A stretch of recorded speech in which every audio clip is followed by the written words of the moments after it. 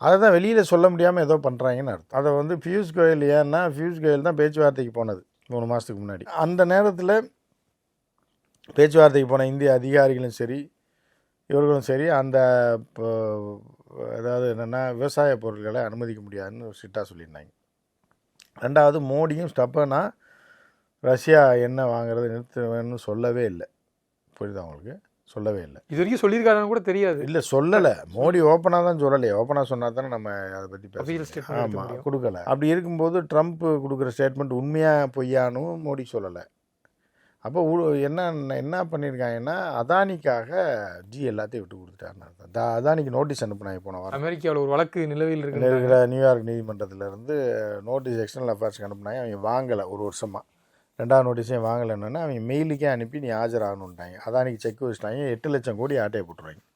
பூரா இந்திய மக்களோட வரி பணம், எல்ஐசி காசு, ஸ்டேட் பேங்க் காசு, அதெல்லாம் கொண்டு அதில் இன்வெஸ்ட் பண்ணியிருக்காங்க. அதை அமெரிக்கா முடக்க பார்த்தான். இல்லைனா அதானியை தூக்கி உள்ளே வச்சுருவாங்க அமெரிக்காவில். இல்லை வெளிநாட்டுக்கே போக முடியாது. அதானி எங்கே போனாலும் தூக்கிட்டு போயிடுவாங்க கோர்ட் ஆஜராகலைன்னா. ஸோ அந்த மாதிரி நெருக்கடியை கொடுத்து இப்போ குஜராத்திகளுக்காக இந்தியாவை அடைய வச்சிட்டாரா என்னன்னு அது ஃபுல்லாக படித்து பார்த்தா தான் தெரியும்.